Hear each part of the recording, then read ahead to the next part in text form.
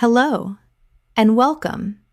If you are listening to this, you are probably lying down or getting ready to. The day is behind you now. Whatever it asked of you, whatever it gave you, whatever it took, you can let it go. You do not need to carry it any further tonight. My name is Elena, and this is English in Moments. But tonight, this is something a little different from what we usually do. Tonight, there is no lesson. There are no categories. There are no sentences to repeat and no vocabulary to memorize. Tonight, all you have to do is listen. Just listen. Because here is something true about language. The brain does not only learn when it is trying to learn. In fact, some of the deepest and most lasting language learning happens precisely when you are relaxed, when you are not gripping the pencil, when you are not pressing pause to write something down, when you are simply receiving, simply being present with the sound of the language, its rhythms, its textures, its particular music. So tonight, that is what we are going to do together. I am going to take you somewhere quiet and beautiful and very English. You are going to close your eyes, if they are not already closed, and you are going to let the English come to you. No effort, no studying, no trying. Just this. Just the language and your breath. And the quiet. We are going to walk through an English village. We are going to notice everything. We are going to move slowly, the way you move when you have nowhere to be and the afternoon is long and the air is exactly the right temperature. We are going to pass through streets and gardens and past windows where lights are just beginning to come on. We are going to hear things and smell things and feel the particular sensation of being somewhere that has been itself for a very long time. And all the while, the English will be flowing around you and through you, without asking anything of you, without demanding anything. Just give me your attention, your soft, easy, nearly sleeping attention. That is all. Let us begin. Imagine, for a moment, that you have just stepped off a train. Not a busy train, not a crowded commuter train with standing passengers and the smell of takeaway coffee and the sound of too many phone conversations happening at once. A quiet train. The kind that runs twice an hour through the kind of countryside that makes you put down whatever you are reading and just look out of the window. You stepped off that train about 10 minutes ago. You are carrying almost nothing, just a small bag, something light over your shoulder, enough for a day. And you are standing at the edge of a village, an English village, and you are about to walk into it. The station is behind you now. It is a very small station, more of a platform really, with a painted sign and a single bench and a timetable in a glass case that nobody looks at because everyone who uses this station already knows the times by heart. There is a basket hanging from a bracket on the wall, and in the basket there are flowers.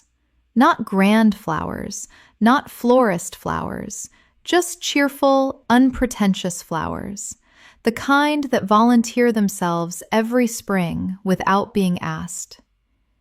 You take a breath. The air here is different. You noticed it the moment you stepped out of the train, that particular shift in the quality of the air that happens when you leave a city. It is cooler, it is cleaner, it carries something green in it, something that reminds you of grass and hedges and the kind of morning that exists only in places that have not been entirely taken over by concrete and glass. You take another breath, slower this time, letting it in. The lane ahead of you curves gently to the left, and beyond the curve, you can see the beginning of the village. Stone walls, a church tower, the upper windows of what might be a pub, its sign hanging still in the absence of any wind. A row of cottages so old that they seem to have grown out of the earth rather than been built on top of it, their walls uneven, their roof lines dipping and rising with a kind of comfortable irregularity, their gardens tumbling over the low stone walls that separate them from the lane. You start walking. Your footsteps are the loudest sound. That is the first thing you notice. Not traffic, not music, not the background hum of machines that you have become so accustomed to in your daily life that you no longer hear it until, in a place like this, it is suddenly absent, and the absence is itself a sound. The sound of quiet. The sound of a world that is taking its time. The lane is narrow, wide enough for one car, just about. But most people here do not drive through the village very quickly. There is an unspoken understanding, a mutual agreement about pace. You are in the middle of the lane because there is no pavement, and you walk on the verge, the narrow strip of grass and wildflowers at the edge of the tarmac, when you hear the occasional car coming through. But no car comes, not yet. On your left, a stone wall runs alongside the lane. It is low enough to see over, and beyond it is a field, a proper field, green and slightly damp, the way English fields often are, with a cluster of sheep in the far corner who have absolutely no interest in you. They are grazing with the absolute concentration of creatures for whom grass is the only thing that has ever mattered. You watch them for a moment. There is something deeply calming about watching animals that are entirely at peace with where they are. On your right, the first of the cottages. This one is slate-roofed and low, with windows that are small and deep-set in the thick stone walls. The kind of walls that were built to keep out exactly this sort of quiet, cool, English air. The windows are old, not falling apart, but genuinely old, slightly uneven in their frames.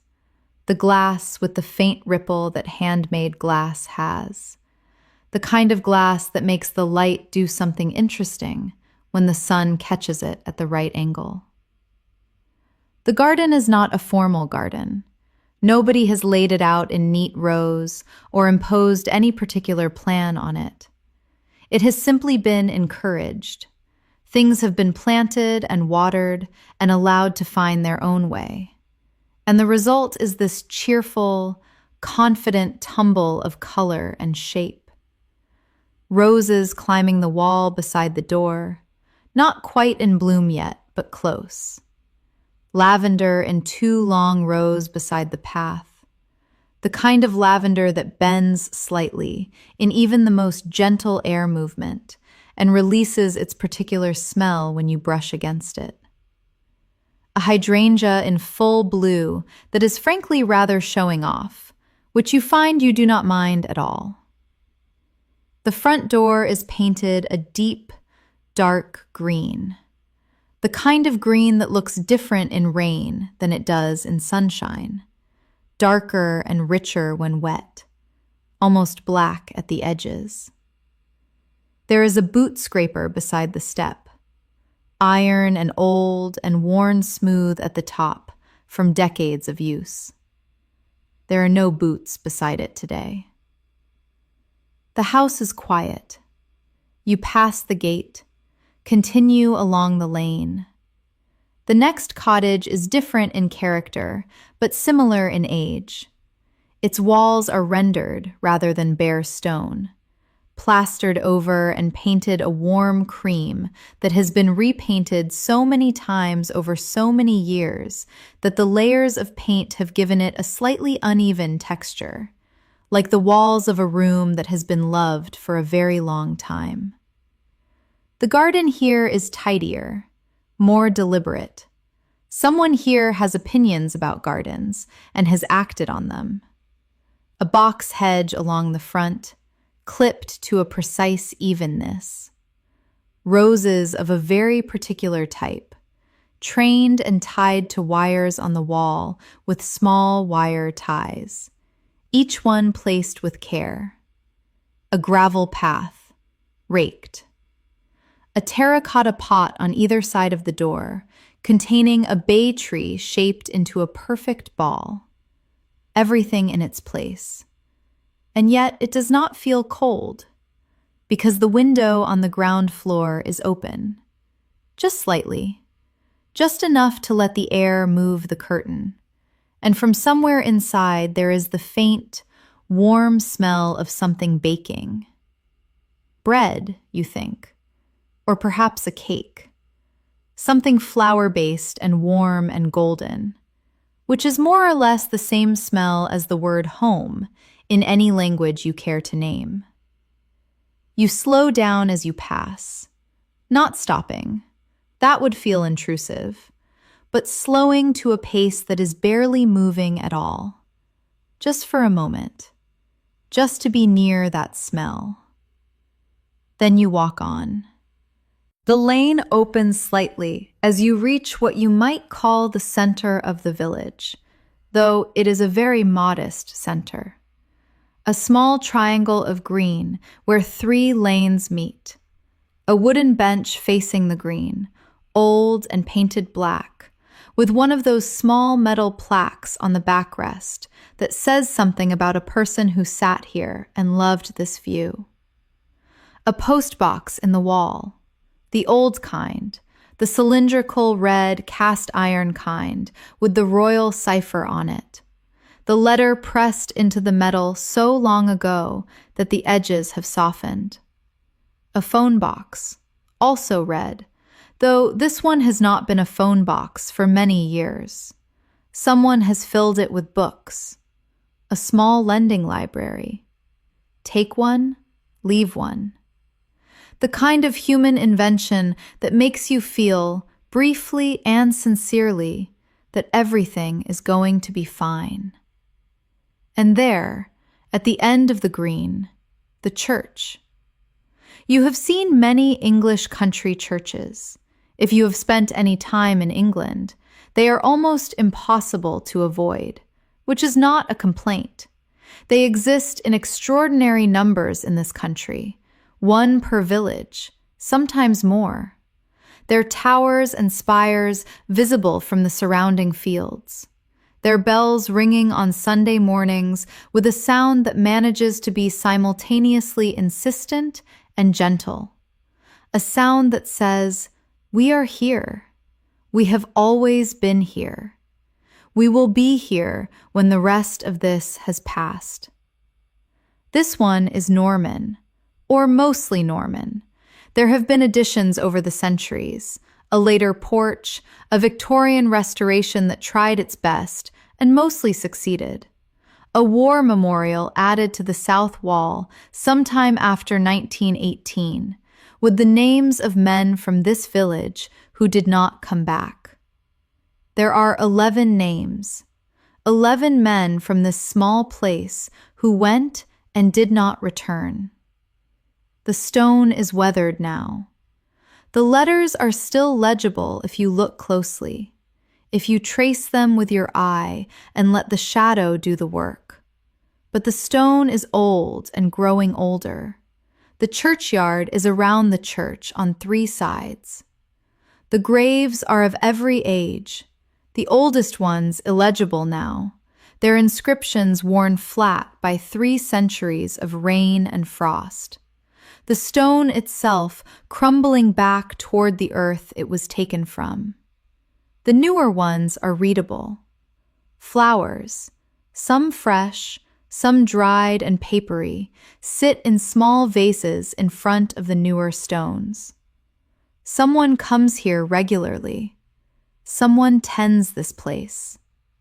The churchyard grass has been recently cut, and the smell of it hangs in the air. That clean, green, slightly sweet smell of cut grass that is one of the most instantly transporting smells in the English sensory vocabulary. If you bottle that smell, which people have tried to do, you end up with something that is approximately right, but not quite it. Because the real thing comes with the air around it, with the light, with the stone, with the silence. You stand at the lich gate, the covered wooden gate at the entrance to the churchyard, for a moment. You do not go in. You simply stand, looking at the old stones and the new flowers and the tower rising above it all, solid and patient and entirely unchanged by the fact of you being here, unchanged by anything very much in the last 8 centuries. There is something good about things that are much older than you are, something quietly reassuring. You turn and walk on. Every English village has something that functions as a high street, even if it is only 100 meters long and contains perhaps 3 or 4 shops. This village is no different. The bakery is the first thing you see. Of course it is. Bakeries in English villages have a gift for positioning themselves at exactly the point where you are most susceptible to them, where you have been walking long enough to be hungry, where the smell reaches you before the shop itself does, where resistance is a theoretical concept that has no practical application. The smell here is bread and something buttery, croissants perhaps, or pastries of some kind. The window display is modest, a few loaves of different shapes and colors, a tray of scones with their slightly rough tops and their promise of cream and jam, a small hand-lettered sign that says the specials for the day in a careful, rounded script that somebody does each morning with a chalk pen, standing on the step in whatever the weather is doing, writing out the words. The bakery is not open now. It is past its hours. The door is locked and the window display has been cleared for the evening. Just the empty trays and the smell, which refuses to leave even after everything else has closed for the day. You press your face briefly close to the glass, not quite touching it, in the way that people do when they want to see inside a closed shop. There are wooden shelves along the back wall, a large wooden counter, a chalkboard menu above it, and behind everything, through a door that is slightly ajar, you can see the edge of the kitchen, a stainless steel surface, a rack of cooling trays, the kind of professional space that produces, every morning without fail, the things that make the village smell like itself. Next to the bakery, a small shop that sells a mixture of things, the kind of shop that exists only in villages and that resists easy categorization. It has a post office counter at the back, which explains the official sign above the door. But the rest of it is something else entirely.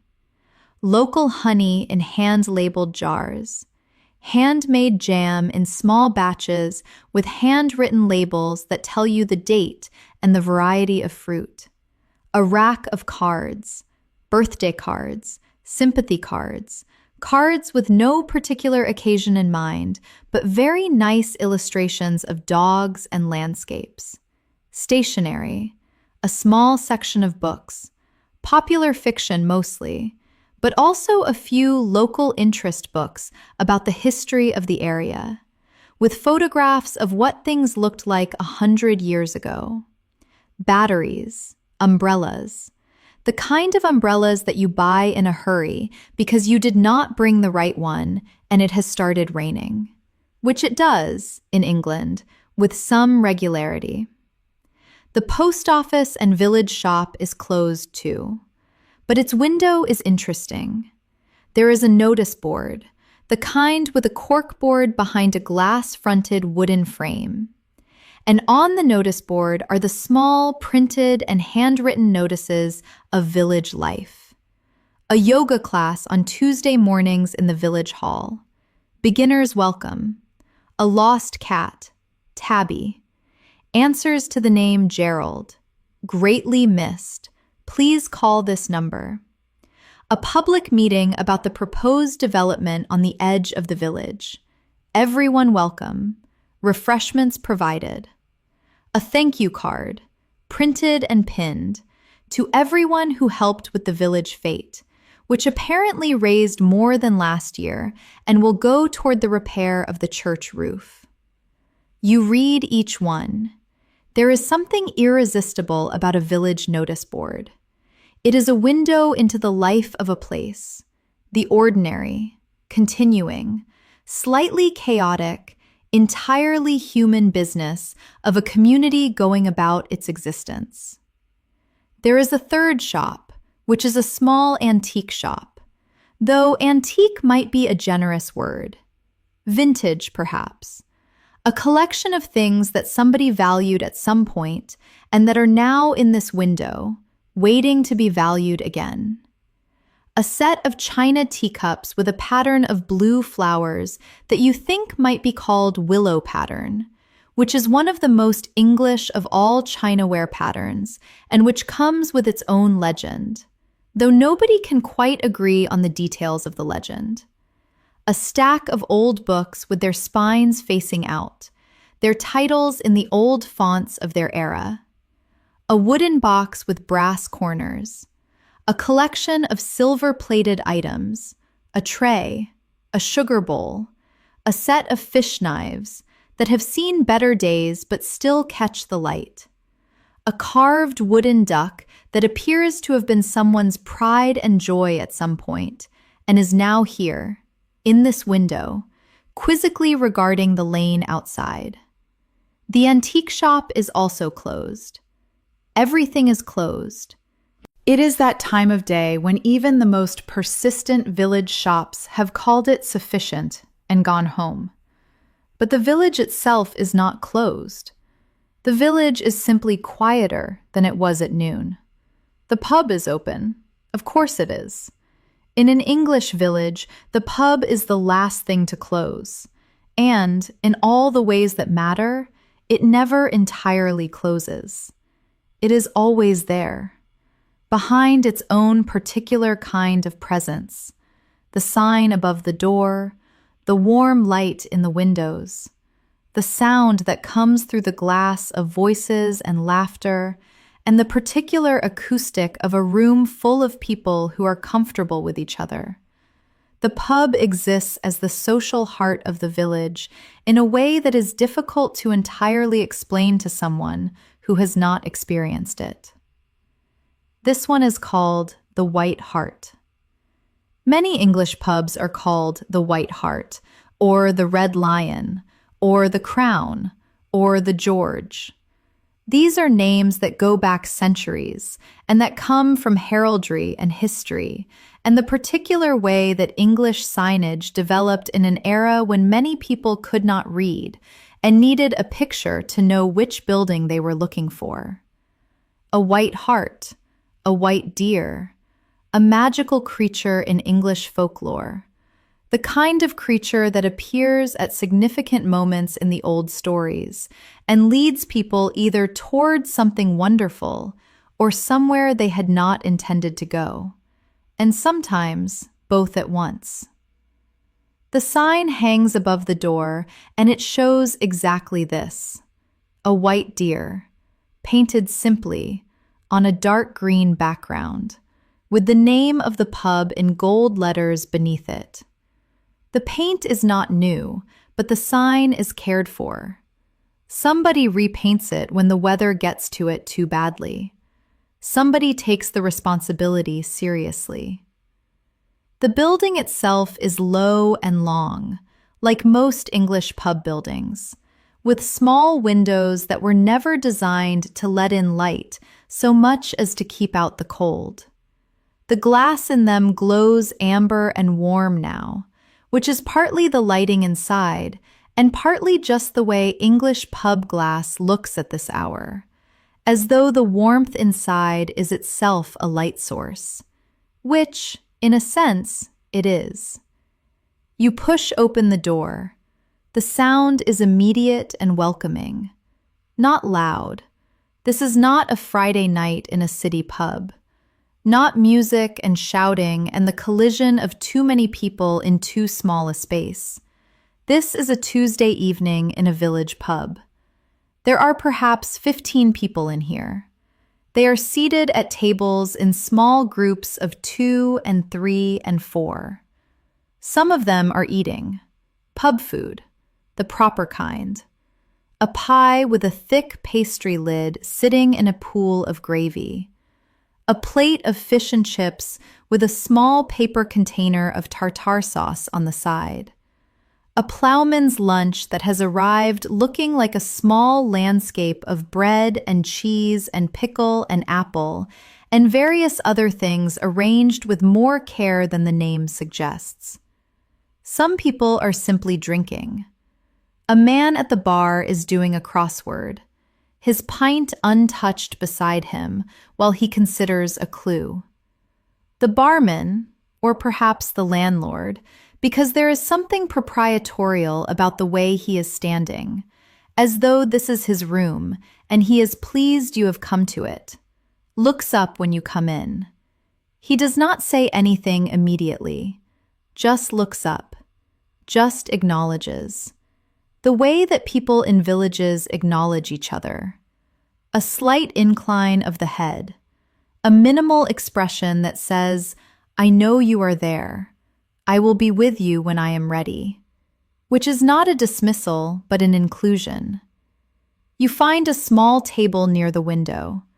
The seats are upholstered in a dark red fabric, worn at the edges but still comfortable. There is a beer mat on the table. There is a small menu in a plastic holder. There is a candle in a small glass holder, lit already, though it is barely dark outside. You sit down, and something in you, something that has been slightly braced, slightly held, slightly in the position of a person who is ready for whatever comes next, begins to release. Just slightly, just around the edges. The way it does when you sit down somewhere that is exactly the right temperature, exactly the right light, exactly the right level of human sound and human presence. Enough to feel not alone, quiet enough to feel at ease. The barman comes over. He does not ask what you are having. That would be presumptuous. He simply arrives beside the table with the slight efficiency of someone who has done this 10,000 times and still finds it worth doing properly. You order something. Whatever you would order in a moment like this. Whatever feels right. He goes. You look out of the window. The lane is visible from here. The lamppost has come on. The old-fashioned kind, with a warm yellow light, rather than the harsh white of modern street lighting. The light pools on the stone of the opposite wall and makes it look the color of honey. The baker's window is dark now. The post office is dark. The antique shop is dark. But the lane is still there, still itself. Still the same lane it has been for several hundred years, doing exactly what lanes do, which is connect one place to another and let the world pass through. Your drink arrives. You wrap your hands around it, or hold the stem, or whatever feels right. You take a sip, and the evening continues around you. You are not alone in this pub, and the people around you are worth noticing. Not intrusively. You are not staring. You are simply aware of them, the way you are aware of things when you are calm enough to actually pay attention. At the table nearest the fire, and there is a fire, a small one, in a grate that has been modified over the years to take a wood-burning stove rather than an open fire. But the effect is the same, the warmth and the smell and the flickering quality of the light. At the table nearest the fire are two women who are perhaps in their 70s. They are deep in conversation. You cannot hear the words, but you can hear the rhythm, the back and forth of people who have known each other so long that conversation is not work, but weather, just something that happens between them, as natural as breathing. One of them laughs at something the other says. The laugh is genuine, the kind that comes up before it is entirely planned. And the other woman looks pleased, in the way that people look pleased when they have made someone they love laugh at something they said. They have been friends for a very long time, these two. You can tell, not from the ease alone, though there is ease, but from the way they are silent with each other between the conversation. A comfortable silence. A silence that trusts itself. At the bar, the man with the crossword has made some progress. You can tell because he has written something in. He holds the pen hovering above the paper for a moment, thinking. His pint is still barely touched. He is of the type that orders a drink and forgets to drink it while he is thinking about something else. This is, from a certain point of view, the ideal relationship with alcohol. In the corner, a couple with a young child. The child is perhaps 4 years old and is very seriously coloring in something on a piece of paper that the pub has provided. Because village pubs often provide crayons and paper for children on weekday evenings. Because the village contains children, and the village knows this and accommodates it without fuss. The child has chosen to color the sky purple. The parents are letting the sky be purple. This seems right. The parents are talking to each other with the particular quality of conversation that parents of very young children have, half present, always with one ear open. Managing to be both genuinely engaged in the conversation and permanently alert to the possibility that something nearby might fall over or be put in a mouth. They are talking about something that happened recently, something mildly frustrating. And they are doing the thing that couples do, where one person tells the story and the other adds the details they feel are being left out. And neither of them is wrong about what happened. They just have slightly different relationships to which parts of it are important. Near the door, a group of 4 men who have clearly come from somewhere outdoor. Their boots are a certain kind of clean that suggests they have been scraped but not washed. Their jackets are hung on the backs of their chairs with the comfortable certainty of people who expect to need them again soon. They are talking about something practical. You catch fragments. Something to do with a field, or a hedge, or possibly a gate. And the opinion of the group appears to be that whatever someone has done with it is not what should have been done with it, but that it can be put right. There is no great urgency. These are the kinds of problems that can be put right. and the conversation carries the particular English quality of discussing something annoying with an underlying assumption that it will be fine. It will be fine. It nearly always is fine. The barman moves between the bar and the tables with practiced ease, remembering without writing down, anticipating without asking, having the kind of small conversations. A comment about the weather, a word about something that happened in the village recently, a brief exchange about sport or local news that are the social fabric of this kind of place. These conversations are not small talk in the dismissive sense. They are maintenance. They are the regular small acts of recognition and connection that keep a community from becoming a collection of strangers who happen to live in the same place. You are a stranger here, and yet you do not feel entirely strange. That is the gift of a village pub that does its job well. You leave the pub at a time that is neither early nor late.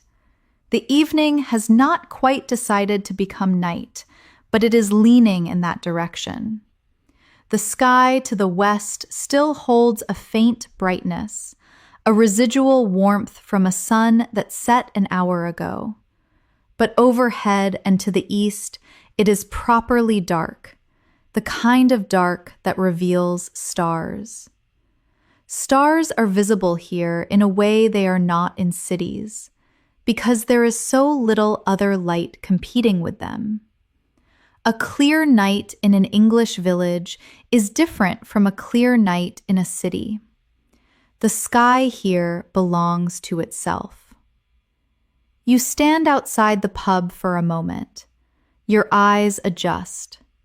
The lamppost is still doing its amber work on the lane. The church tower is visible against the sky, darker than the sky, a solid shape. The darkness of stone rather than the darkness of sky. An owl calls from somewhere in the trees beyond the churchyard, a sound that is so completely English that hearing it in this context is almost unreasonably perfect. You stand still and listen. The owl does not repeat itself immediately. It considers. Then it calls again. The same call, from the same place, completely certain of itself and entirely indifferent to whether you find it moving, which you do. You begin to walk back through the village the way you came. At this hour, the lane is empty. The cottages that were already quiet when you arrived are quieter still. But lights are on inside, warm, domestic lights.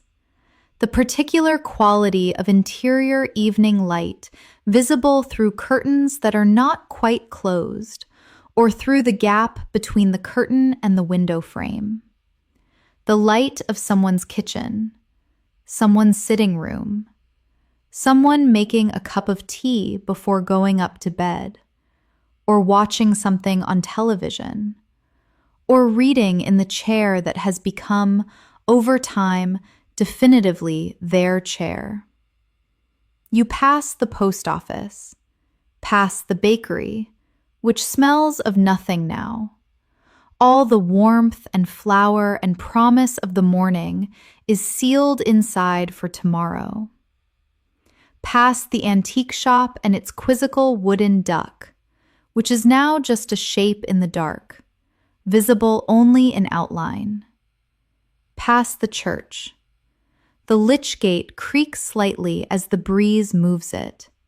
Or perhaps it does not creak and you imagine it because lich gates in the dark are the kind of things that creak in the imagination, whether or not they do in reality. The churchyard is very still. The old stones are pale in the dark, their inscriptions invisible now. their meaning present only in the fact of them, the stone itself as evidence, as record, as the thing that remains when everything else has passed.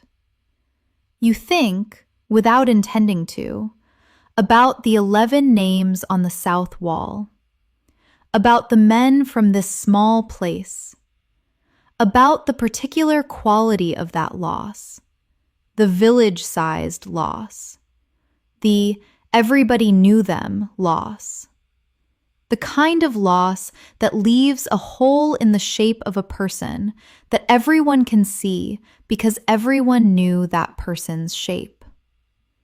You think about this for a moment, and then you let it go. The way you let go of large things at night, gently, returning them to the dark where they can be what they are.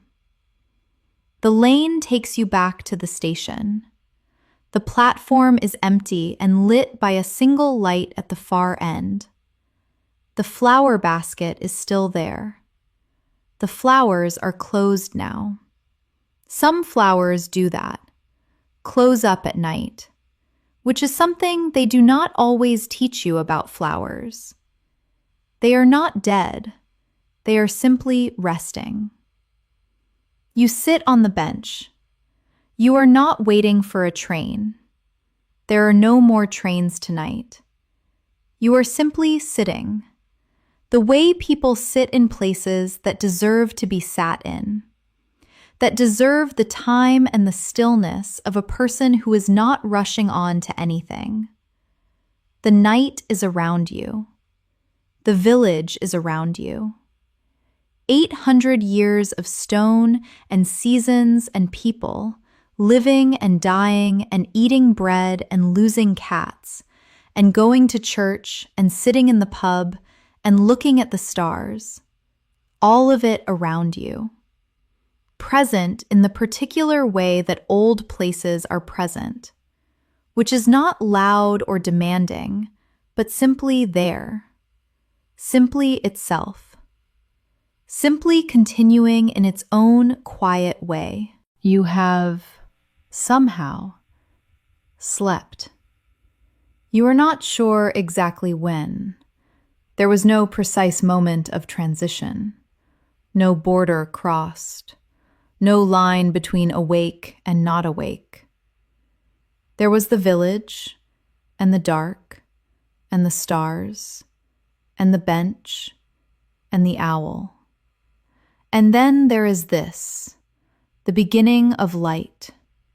The sky is doing that thing it does before the sun has actually appeared, that pre-dawn thing where the darkness starts to separate from itself, where the east becomes slightly different from the west, where you can begin to see the difference between the sky and the thing below it. The church tower emerges first, then the outline of the trees, then the lane, the low stone walls, the shapes of the cottages, all of it appearing gradually out of the dark, the way things appear when your eyes adjust. Except that this time it is not your eyes that are adjusting. It is the world. The air at this hour is different from any other hour. It is cleaner. The night has cleaned it somehow. Or perhaps it is simply that fewer things are happening. Fewer cars, fewer machines, fewer of the 1,000 human activities that put their particular contributions into the air. It is so clean that breathing it feels almost like drinking something. A bird begins. You do not know what kind of bird it is. It begins with a single phrase, a small, clear, upward figure of sound, almost a question, and then pauses, waits, then does it again. The same phrase, slightly varied. A soloist beginning before the orchestra has arrived. Then another bird, different sound, different location, from the trees to the left, the ones beyond the churchyard. And another, further away, the sound thinner with distance. And then, the thing that happens at dawn in places like this, which is that you cannot quite tell when it begins because it is gradual, but at some point the sound of birds has become continuous, overlapping, the whole air around you filled with it, and you are sitting in the middle of something that is not performance, but simply life going about its first business of the day. The light increases. It does this slowly enough that you can almost not notice it, and quickly enough that you definitely do. The cream-colored cottage with the clipped box hedge resolves from gray to cream. The roses in the first garden, the tumbling, unplanned ones climbing the wall, begin to show their color. Pink. The kind of pink that looks almost white until the light strengthens and reveals what it actually is. The air is cool, not cold, just that particular English cool that sits somewhere between uncomfortable and refreshing, and that resolves, for most people, into the latter once they have been in it for a few minutes. The bakery.